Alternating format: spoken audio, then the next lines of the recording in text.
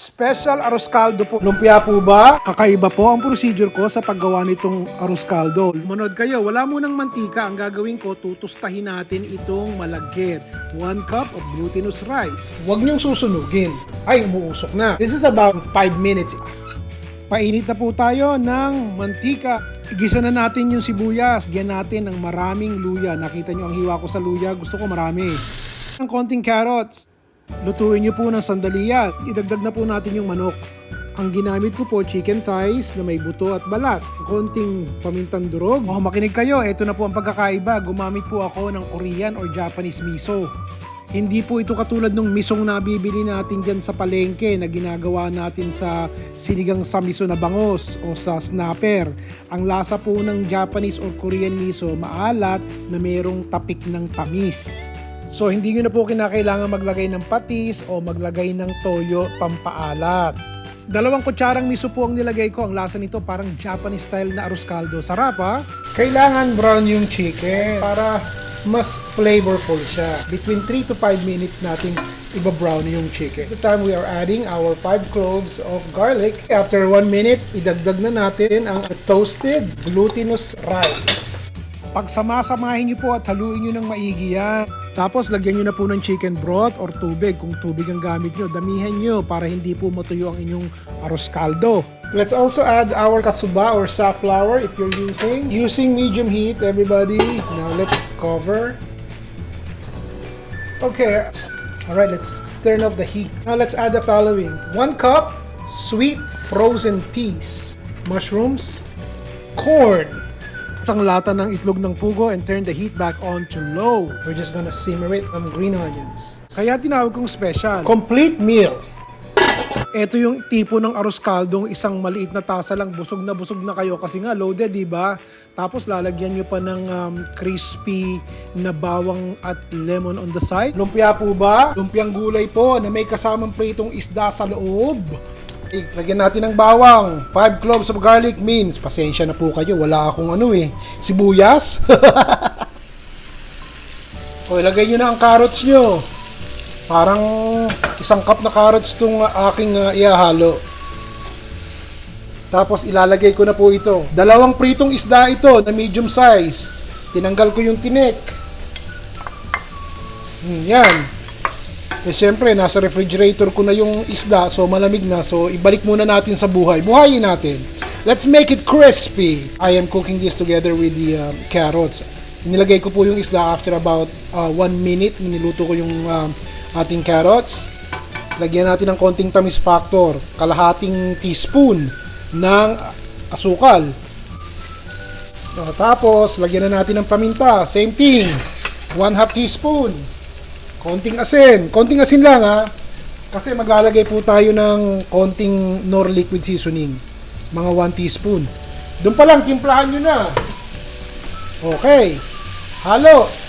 Pag medyo half cook na yung inyong carrots, o tsaka nyo ilagay yung inyong ito po natira ko lang na cabbage. Uy, ang laki. Meron pang also, ito yung red cabbage po yun. Ginagawa sa salad yun. Pero, purong cabbage lang ito. O, yun lang ang halo. Wala akong togi Haluin nyo naman konti yan.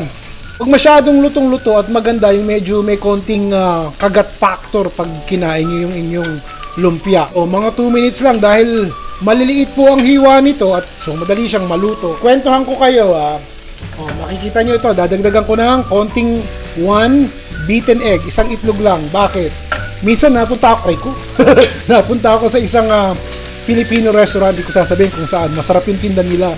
At pag kinakain ko yung lumpiang isda nila, hindi bugal-bugal, yung bang nasasabog-sabog yung feeling sa loob pag kinakain nyo. Kaya tuloy ang dumi-dumi ng suka nyo. Pag isinawsaw nyo yung inyong lumpia, kasi nagkakahiwa-hiwalay. Sabi niya, lagyan mo ng konting itlog kasi yung itlog binder.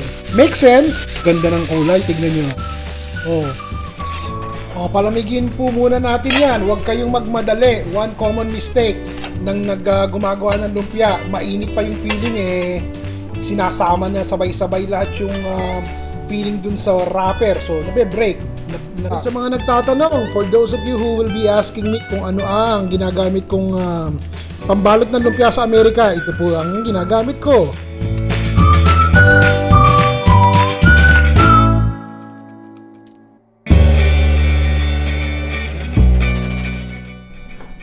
O diba? Ano masasabi nyo dyan? At inang mantika, meanwhile, inilabas ko na to sa freezer. O, tip ko sa inyo, napakalaking tulong na inilalagay nyo sa freezer. Muna ang inyong lumpia para tumigas at maging firm bago nyo iprito. Pati po ang temperature ng inyong mantika, importante din sa pagluluto ng perfect na lumpia. Do not crowd your pan. Kasi bababa po ang temperature ng inyong oil kapag marami kayong nilagay.